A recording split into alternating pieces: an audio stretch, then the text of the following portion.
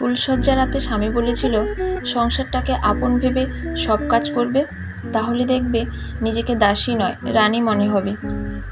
ধীরে ধীরে সংসারের দায়িত্বগুলো নিতে শিখলাম।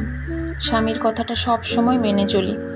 সপ্তাহখানেক পর শাশুড়ি মা বললেন, ফোন দেখ।